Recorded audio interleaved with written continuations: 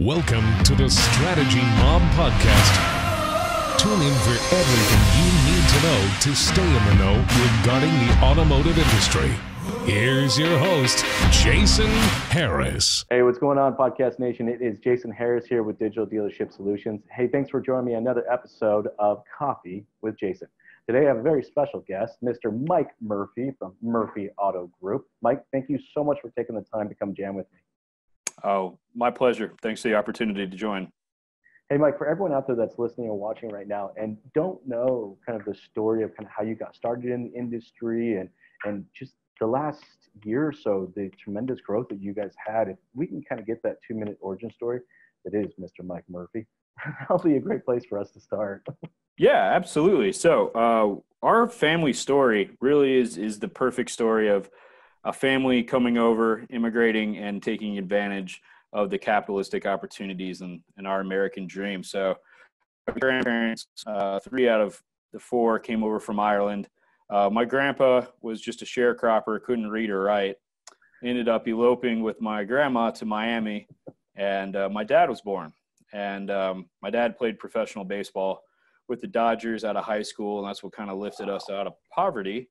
And as he got hurt, he thought he'd go sell cars for his brother until he figured out what he wanted to do with his life. At 30 years old, he had the opportunity to go run an open point for Ford Lincoln Mercury at Newport Lincoln Mercury in Newport Richey, Florida. So he jumps on this opportunity and then goes, okay, great. So where is it? And he goes, oh, in a retirement community. That's unique. I'm 30 years old, but hey, I'm selling Lincolns and Mercury, so I have a captive audience.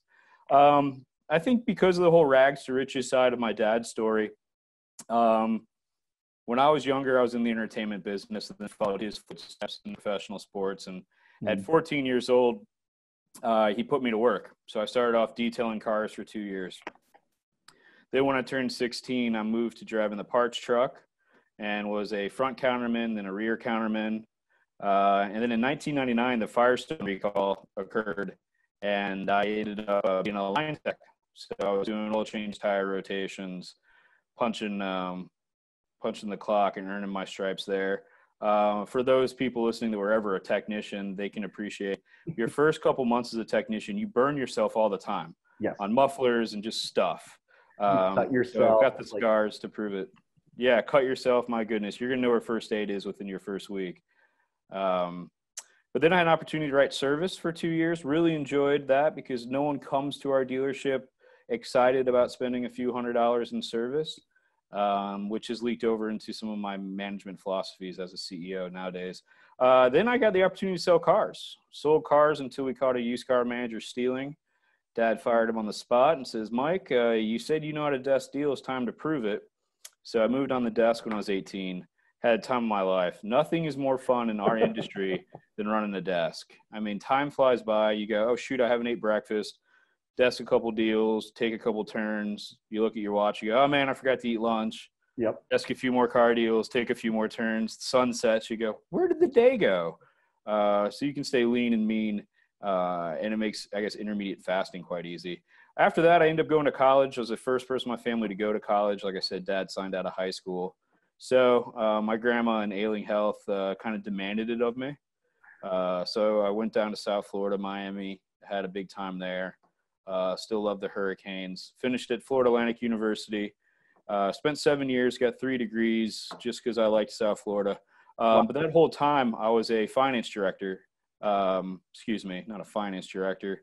That'll come later on. I was a used car director, working the auctions predominantly, divesting and acquiring vehicles for, at that point, Dad had 2 Lincoln Mercury stores. While I was in college and saved all my money from entertainment and everything else I was doing, got a heck of a estate planning benefit from Pops. We had the opportunity, the 2 of us, to buy our first toy store in 2004. So acquired that. And, you know, I know you don't know the story and I know I'm getting long-winded, but the good part of it's about to come. You know, I never wanted to get in the car business till I was 30 because I see the commitment it takes. But at 22 years old, my dad got diagnosed with multiple myeloma, which is bone marrow cancer, and they originally gave him 3 years to live. So I moved back to Tampa, started my maturation process. It was obviously accelerated because you just don't know if tomorrow's guaranteed. and he battled. I think that the universe, our creator, is a guy of faith. I'd rather say my creator, but for whatever reason, I believe we were blessed, witnessed our own miracle. He did his part. Doctors did their part. But I became a 23-year-old GSM of our flagship store. And all I knew was the basics and hammered the basics into Yeah, well, don't say you just know the basics. You grew up in this thing. This was in your blood, you know? Yeah, but I still was just about pulling the pin and throwing the grenade. We kept it super simple. So at 24, I ended up kind of, I guess, running off my GM. I think he got tired of me asking questions my dad would historically ask, like, really, a 2-hour lunch or stuff like that. So I became the youngest general manager that I know of in the United States, and I don't know about North America, but I was 24, running a Toyota dealership with 105 employees. Wow. And just running and gunning. Now, Dad got better, and when he did, we changed the store's name to Miracle Toyota after his miracle. Oh, now that's cool. And that's kind of our brand going forward. So 2 out of the 5 stores are Miracle, and it's growing from there. When he got healed and he spent about 4.5 years in complete remission, he made me COO. And then at the end of 2016, he said, I think you can do this thing. Why don't you mail me a check? I'll make you CEO and give you the autonomy needed for the next generation. And at that point, half our employees are already millennials. And either you're green and you're growing on the vine, or you're ripe and you're rotten. And we identified pretty quick this thing called the internet wasn't going away, and we had to reinvent ourselves. You mean that little tiny thing we call the internet? Yeah. I think Al Gore created it. Anywhere. Wow, man. I mean, that's a story. Wow. I mean, you can't think of more of just an original, just an American, just, starting from nothing, building it up, keeping it family, and, I realize having a family-run business like that, it's where business and family culture almost just kind of intertwine with each other. It's like there's almost not necessarily a separation. Would that be a fair way to say that's kind of how the business operates for you? Oh, absolutely. First off, it's hard to call it work because we love what we do so much. And even back in the hospital days or ER moments when things went bad, or on the golf course, we're always talking business. Yeah. Holidays, you just revert back to your passion. We're passionate about what we do.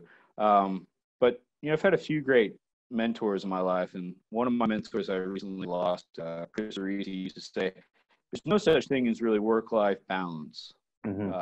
It's work-life integration. I'm actually with you on that 100%, even though I know that's the countercultural, kind of look on it. Everyone is always constantly talking about, like, it's like it's two separate entities, It's like you have to have this identity over here with the family, and then you have to have this identity over here, for your business. I don't actually think that you have to, right? It's, my business and my family are so integrated into it, and it is really something to hear your guys' story and kind of how you guys were always able to integrate all of those efforts together.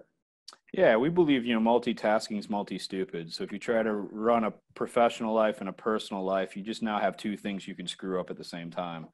So when you integrate the two into the same thing, like we personally write down a lot of goals as managers and as business owners, as entrepreneurs. We've got revenue targets, and in our business, 40 phone calls, touch 20 people, 10 are interested in what you have to say, 5 will set an appointment, 3 will show, 1 will buy.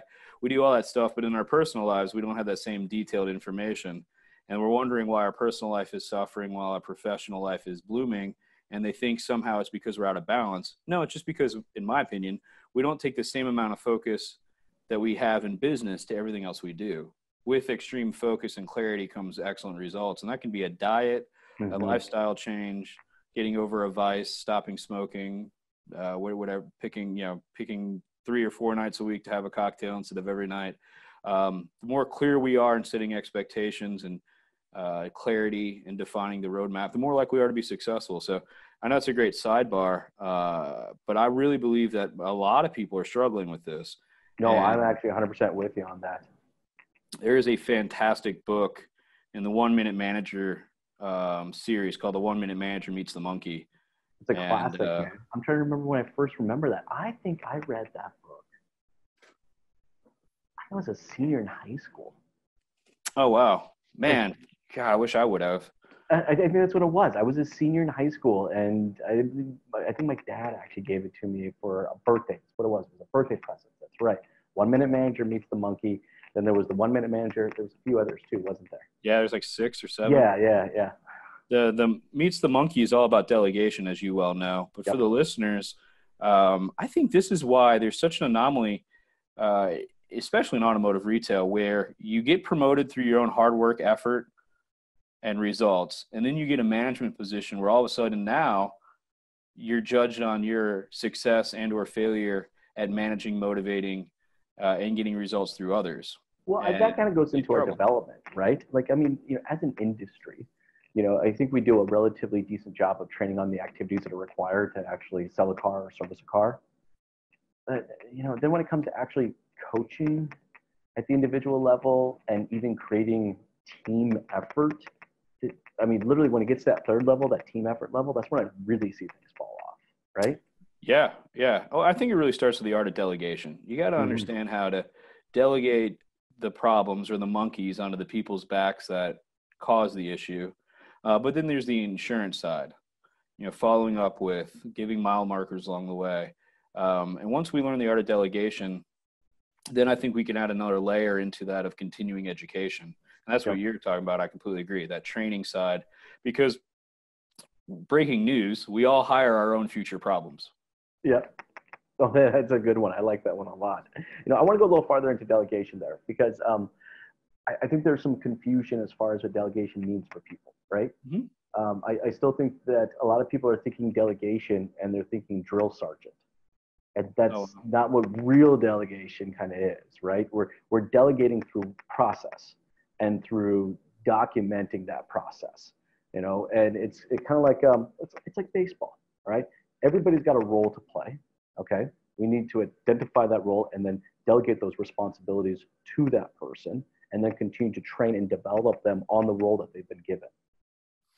Yeah, and I think a lot of delegation, for me personally in Murphy Auto Group, starts with the concept of servant leadership.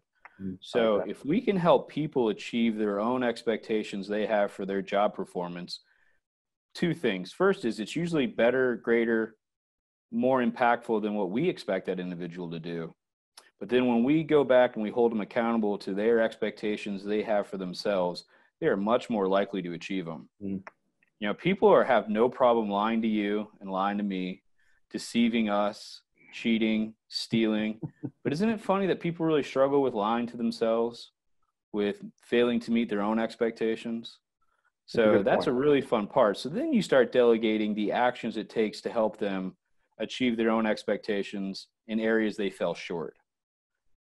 I want to sell 20 cars a month. I'm selling 16. All right, let's peel the onion back a little bit. If you want to sell 20 and make 10 grand a month, then we need to figure out what's gone wrong for you. Is it not enough touches? Is it not overcoming objections? Is it not enough follow-up, not enough prospecting? Yeah. And that's where we start saying in your best interest, delegation is to do the following. Mm-hmm. The art of a routine is for me in a lot of dealerships, especially with a lot of new salespeople, are kind of gone. I've been in the business for a while, 18 years. I remember when I first got to selling cars, it was all routine. It was like, Jason, here's what you're going to do in the morning. By 10 a.m., this is what you're going to do. By noon, this is what you're going to do. All right. You may or may not have a lunch break, depending if you actually sold a car. No, I was at an old school dealership, so that's the way it was. Lunches for closers. Right. I told someone that the other day, and they couldn't believe that. I was like, no, that didn't happen. I'm like, yes, it did. If you didn't have a deal on the board by noon, you didn't eat. That was the culture, right? I agree with it or disagree with it. The cool thing was there was an actual culture. May not have been the best culture, but it was the culture, right? Everybody was working collectively together towards the ultimate same goal and objective, right? Makes diamonds. But what happened? Why is there not? Where did we lose this art of routine? Knowing I'm getting up in the morning, I'm starting this, I'm doing this. It's just I don't know. We're sitting there waiting at the front of the dealership, staring out the window, going, "When are they coming? When are they coming?" Yeah, what a great, powerful question you ask, and I'm glad you asked it because I really think it's a simple answer.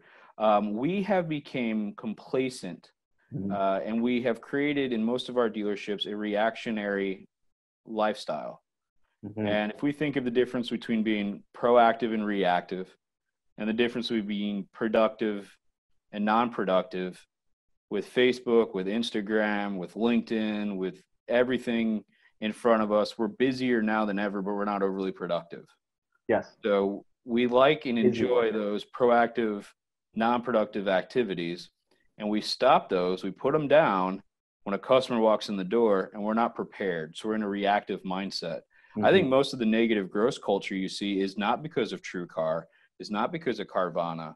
The negative growth culture is we started selling people stuff they wanted to buy that they've done a ton of research on, and we're order takers, and we're just saying, do you want fries with that? Yes. Instead of getting back to the art of the sale, the art of the switch, going through a proper needs analysis. What does this customer want and what do they need? There was an old study out that showed 85% of people that walked into a dealership used to buy something other than what they came in on. Mhm.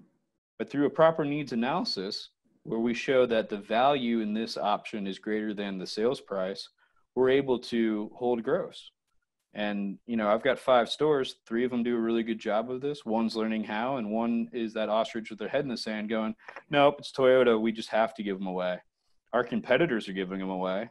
And we will prove to them that very soon that that's just a mindset. Success is just a mindset. It is just as mindset, but it's also a commitment to routinely executing at a certain level, right? Great point.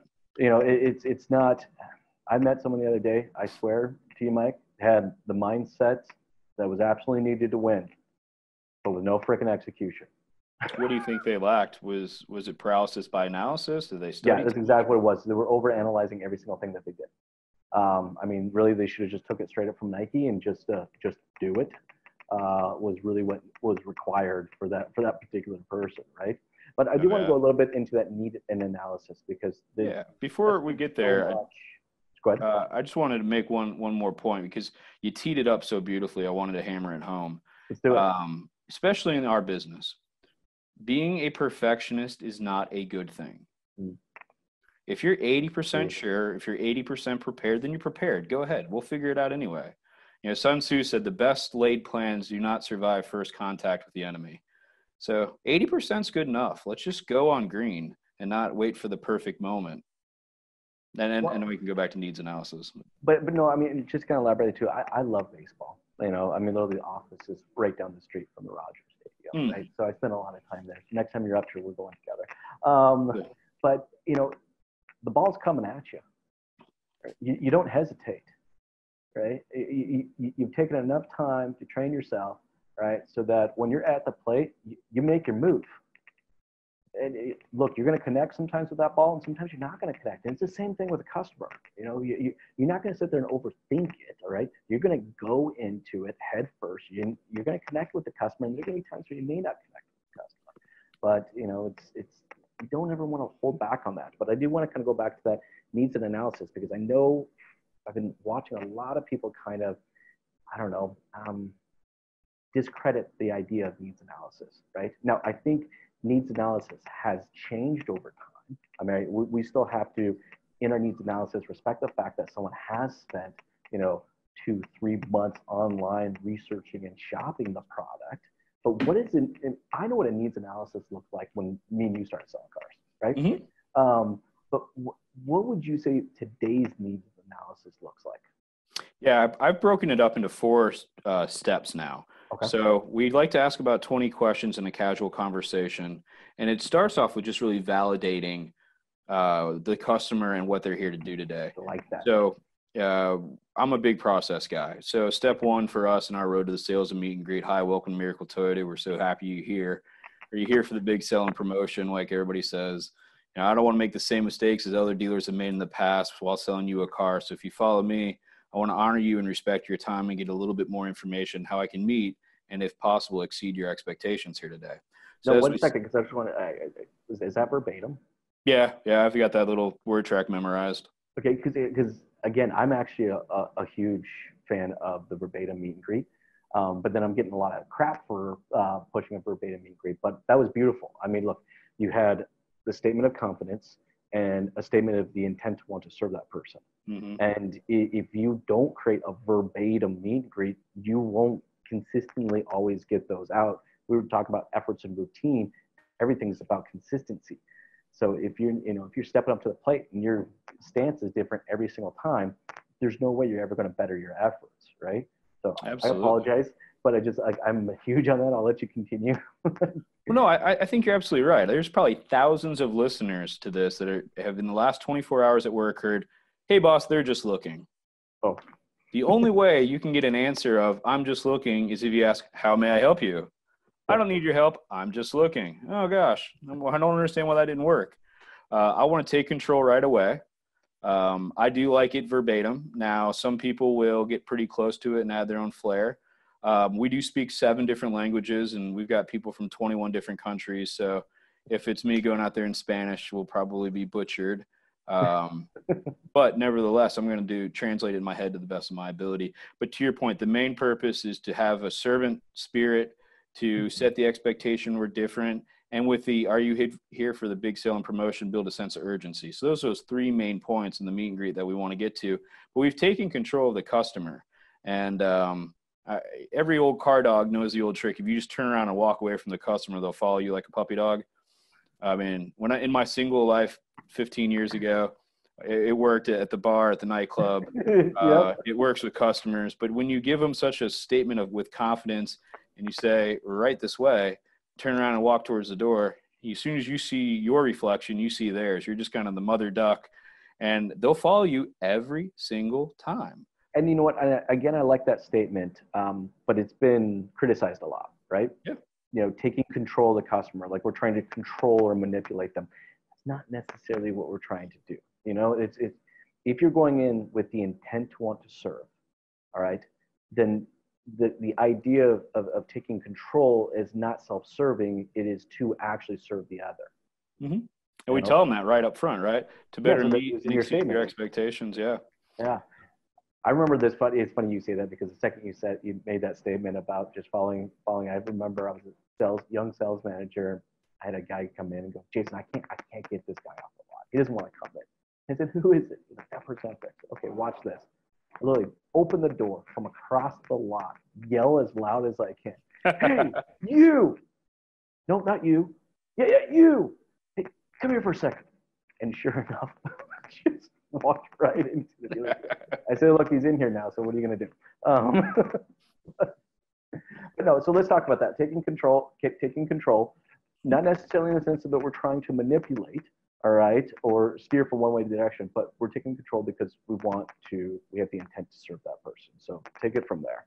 Yeah. So with that commitment to serve, what are we really wanting to do? I think that if we look at the way we're created, it'll give us a hint. The first thing is we have 1 mouth, 2 ears. So we should probably listen twice as much as we speak. Sorry, just a second. I lost you there. The audio clipped out for a second. Please, because I didn't want to miss it. We just do that one over again. Yeah. So as we make a transition into the needs analysis step 2 of our sales process, I think the first thing we need to realize is just the way we were created. We're created with 2 ears and 1 mouth. And I think that's so that we listen twice as much as we speak. And if we want to serve others, to truly serve them, we need to understand what they're trying to accomplish today. What are their needs and what are their wants? And I'm a pretty process-driven guy, so I like to ask the same questions in order in my needs analysis phase. But every question has a purpose. And I like to start off with, are you the primary driver? And if not, who is? Mm-hmm. That helps me to know if we're going to make a decision today. And it also removes some of the objections you're going to hear later on when we present numbers, like, "Oh, well, it's for my wife and she isn't here," or "It's for my husband and he's deployed," or whatever the situation is. The next question is this for business or personal use? Now in my head, I'm starting to think of rebates, incentives, anything else that's going on.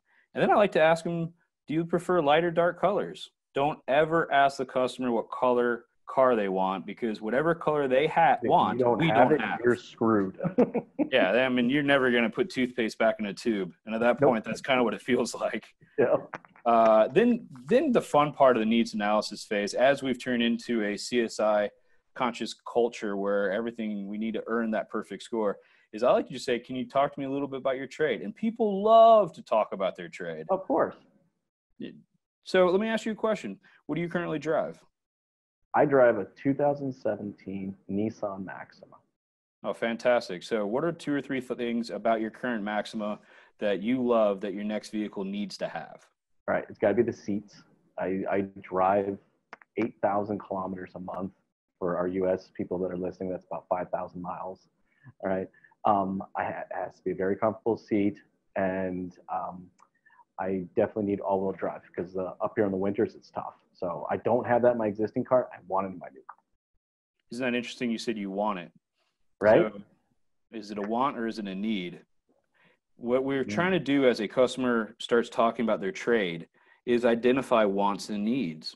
No matter what we want to sell them, if you want another Maxima or I want you to drive a Rogue home today because the sales manager said he'd give me $500 to move the oldest unit out of inventory, I just want to figure out and define your wants, things that you want your next vehicle to have, and things you need your next vehicle to have.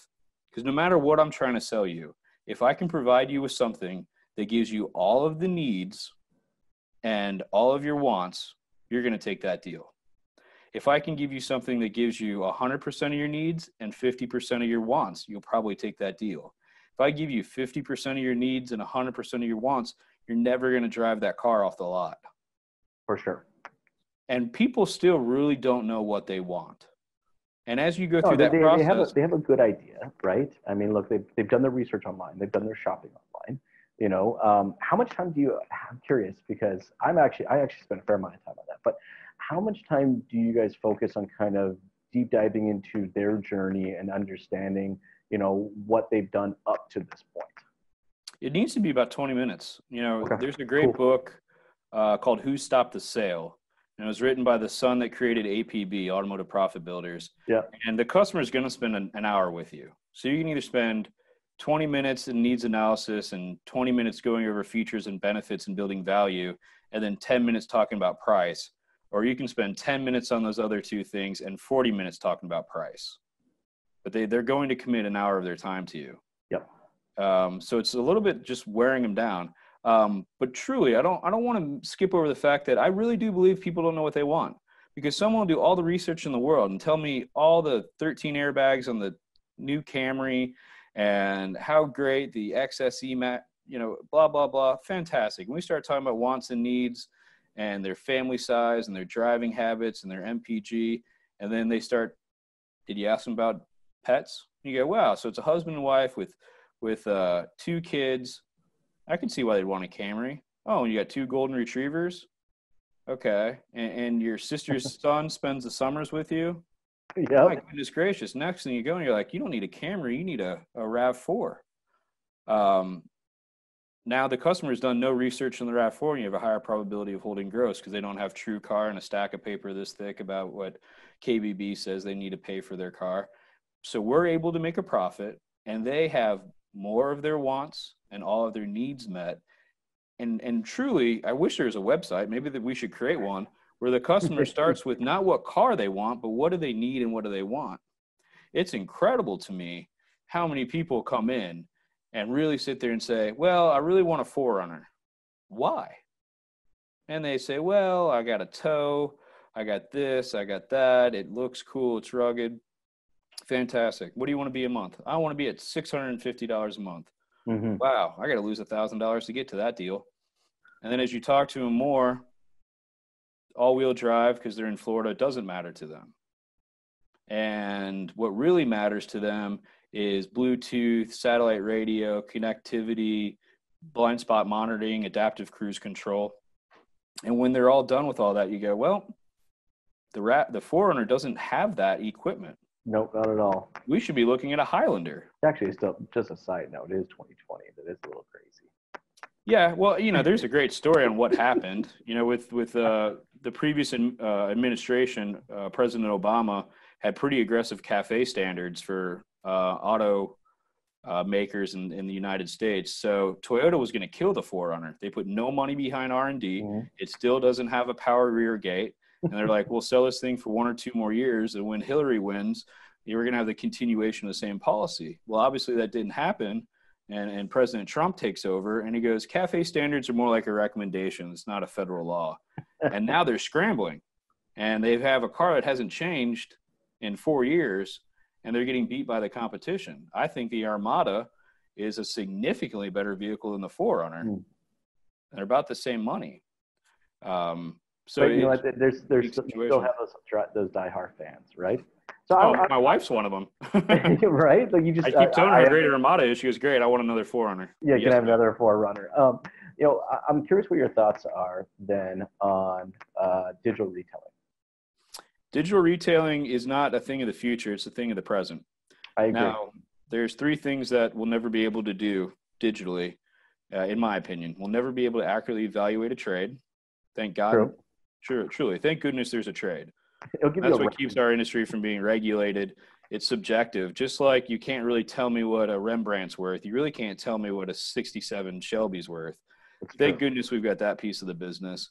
And two, everyone really tries to say that the consumer doesn't need to drive their next purchase, especially if they're going from a 4-year-old Camry to a 1-year-old Camry. Just drop it off in the driveway and they'll be happy. Studies, at least that I've read, have shown there's a significant amount of buyer's remorse. Well, I think there's a small percentage of people out there that are willing to make that entire transaction, right? I mean, I look at kind of digital retailing as the consumer wanting to just speed up the process. You know, so let me on my own at home do the first 3 or 4 steps, and then when I come into the dealership, can we pick it up from step 5 and we can, instead of this being a 3.5-hour process, we can make this an hour and 40-minute process. Boy, I mean, you served me up a softball there, because it's almost like we prepped with each other and we haven't, right? All the listeners know this is just a normal conversation. One of my, if not my best process and differentiator is what we call the Miracle Experience. Miracle Toyota, the Miracle Experience is an online buying process where we want to engage the customer, not just to set an appointment like the Traver systems and everybody teaches use the purpose of the BDC. Instead, we have internet managers sitting in between our desk managers that answer leads. And their job, after we land you on a car, is to get your vehicle appraised by our website tool. That's just a third-party black book app that's built into the website. Then we want them to do a credit app. And if you do those 3 steps, you qualify for the Miracle Experience, which means when you come in on your time, set it for your online sales appointment, and you show up, we give you a stopwatch. And in 59 minutes or less, the sales associate's job is to have you drive the car, the vehicles. You physically give them a stopwatch. Yep. Yeah, it's tied around the manager's neck. Really? Like, it's there? Yeah, and it's branded all over the place. It's the express pricing. Cool. And it's not to sell them a car in 59 minutes or less. The message is to give them all their buying information they need in 59 minutes or less. Look, it's a statement of confidence, right? I'm so confident in my team. I'm so confident in my abilities as a salesperson, right, that I can achieve this in this amount of time. Let's go. I love it. There's a psychology side behind it too that's pretty beneficial for the dealership, in the sense that the customer starts to think, man, all they hear is I'm gonna buy a car in an hour. Even though we're blatantly honest, fully transparent, saying we're going to give you all the information you need to make a buying decision in 59 minutes or less. So they come in on the lot, the meet and greet, the needs analysis, all those steps are done. So it's, hey, my name is Mike Murphy, your internet manager here at Miracle Toyota. This is Matt Forenza, the sales associate. He's going to take you for a drive in the car that we picked out online. If you can hand me your keys now, I'm going to make sure my used car manager appraises it. My general sales manager is going to work you up a fantastic deal. I know we've agreed to a sales price, but we want to get you specific payment and finance options. Then they come back in after that drive, and we've given them all the information. We've reviewed our pencil, and they're going, I have only 20 minutes left to make a decision. So they don't want to go back and forth and negotiate the same way traditional consumers will, where you average 4 or 5 pencils. When they come in on the internet process and the Miracle Experience, we'll get to a second pencil. But the word tracks are, we've already greatly discounted our vehicles online. So there's hundreds of dollars to move on this car, but there's not thousands of dollars to move on this car. So you end up with higher CSI, better gross. And then they still have to go through, for us at that location, an insurance process, because I own my own Allstate branch inside the dealership. And then they move into finance, and then they get their menu presentation on their investment options on how to protect their purchase, also known as selling products. But at the end of the day, it all comes down to process, right? And I think as an owner, that's our responsibility. It's like, look, I had a small Mitsubishi dealership. Okay, Mitsubishi, like it's a challenge, right? It's a Mhm. used car dealership, the flag out front. All right, I was a 2-to-1 ratio between used and new. But you know what? I knew that I was going to have to close at 45% if I was even going to make money. Like that was just so there wasn't for me. It wasn't even a matter of like, is there another option? It's like, no, this had to happen. But it was through process, commitment, and routine to process, and constantly measure. I find processes, they have to be documented, and they have to be measurable, right? If those two things don't exist, then it's not a process. It's just a good idea. Yeah, and then I think the difference between a meeting and a conversation is documentation. Yep. And the difference between training and a conversation is documentation. And the way people learn, we have to tell them what we're going to train them on what we're training them on, then tell them what we just trained them on. And you might have a shot that they'll retain that at that point. 100%. I'm curious, kind of going into this. I know you guys make this big commitment to people. I've seen it in a couple of your posts before where you've talked about your people. Being a family-owned business, it seems like that's a big one for you. Your approach to coaching as a group, what is your guys' approach to coaching? So it gets back to servant leadership, but I call it the sustainable growth wheel. And what that is it starts with individual forecasts. We sit down, we do one-on-ones with each sales associate, service writer, and technician, and ask them how much money they want to make next week, next month, next year. We really focus on the month, but towards the end of the month when we're trying to hit our number, we want to know what's your goal just next week. Yep. And when we do that, and let's just say, Zach says he's going to sell us 10 cars. We have a commitment from you, Zach, to sell 10 cars? Yes. Then we go ahead and we use a baseball kind of analogy of Moneyball. But I have a closed sales floor, so we have an up rotation, we have greeters, and everyone gets about the same number of touches. The better you are, the lineup starts over every day. So if you're batting leadoff, you're batting leadoff every day. And we start looking at the analytics. So 2 weeks into the month, after that first individual forecast meeting, we're looking at the analytics. Zach, you've been in front of 40 customers.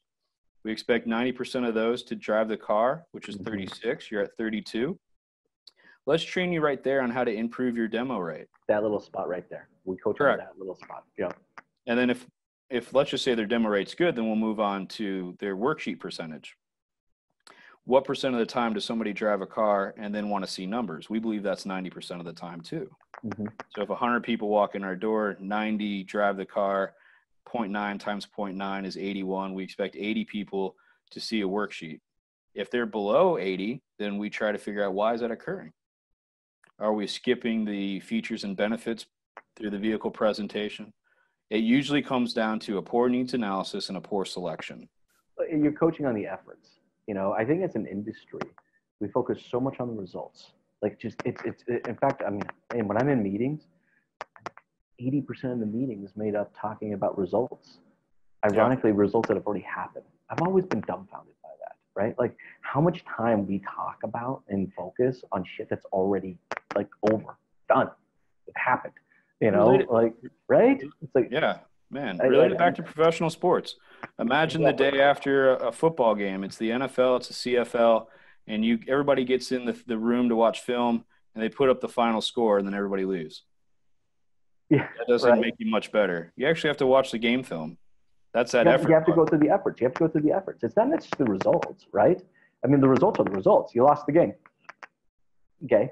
Now let's deep dive into the efforts. The efforts are what's going to get the results. But for some reason, we're just such a result-oriented industry that we're just talking more about that, not necessarily talking about these micro elements, all these efforts, these 15 little elements that are required to get us to the results that we ultimately want to get to. Yeah, well, I think it's part of our culture as North Americans, right? We have this instant gratification culture that was probably perfected in America, but it is very prevalent in Canada now too, where we don't want stuff now. We want stuff right now. Right now. So in medicine, right, we're looking for the weight loss pill that we can still eat like crap, but take this magic pill and lose weight. Yeah. Because we're always worried about the results instead of looking at the cause and not the effect. Well, the reason I want to lose 5 pounds is because of what I'm putting in my body, right? So we always have to get back to the effort or the cause and not the effect. And I think Western medicine here in the United States, we just treat what's the problem instead of what's causing the problem. Oh man, this guy's blood sugar's too high. Let's give him metformin for diabetes instead of How about he puts down the Coke and Snickers? Sounds like a better idea. So bring that right back to the sales associate. We work so hard to get our customers in the door. They're not the sales manager's customers. They're not the sales associate's customers. They're the owner's customers. So when they're my customers, I expect a certain closing percentage, and I expect my steps to be followed because I love my people. I believe in my people. I recruit my people. I've got fraternity brothers, family, everything under the sun that I've coached and trained and managed and developed. Some of them have lived with me, slept on my couch. But I got to tell you something. I love my process like this much more. Yep. And it's got to be process over people. People are going to lie to you. People are going to deceive you. People are going to cheat on you. But a process will never do any of those things. You know what? I had this, my very first job, I worked at a Radio Shack. And I was 15 years old.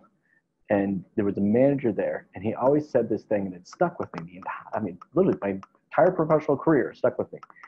And I don't know who originally said it, so I have no idea where he got it from, right? But you don't manage people. You manage the process. You let the process manage the people. Oh, wow. Well said. Man, that just, I don't know. That is just, I think it's actually, I can actually go back and say that's probably one of the keys to my success over the years is that fundamental understanding is that I'm not managing people, I'm managing the process, that the process manages the people. That's very well said. You know, we have a little Murphyism that's very similar to yours. And Murphyism, I love it. It's awesome. That's just what people call my clever cliches. But this Murphyism is pretty strong, right? So we manage things, we coach people. Oh, I like that. If we think of who has had a positive impact in our life, it's a mother, father, sister, brother. Mm-hmm. It's a school teacher. It was an athletic coach. But a manager's never on that list. Well, I had this manager once at Subway that really told me to believe in myself and become a good sandwich artist or whatever their titles are. You know, for our listeners, a great way to get this message over to your entire team costs about $10. Go to Amazon and just get whistles and give every manager a whistle and remind them that they coach their people. They manage things. You manage policies, processes, procedures, inventories. But we coach our people.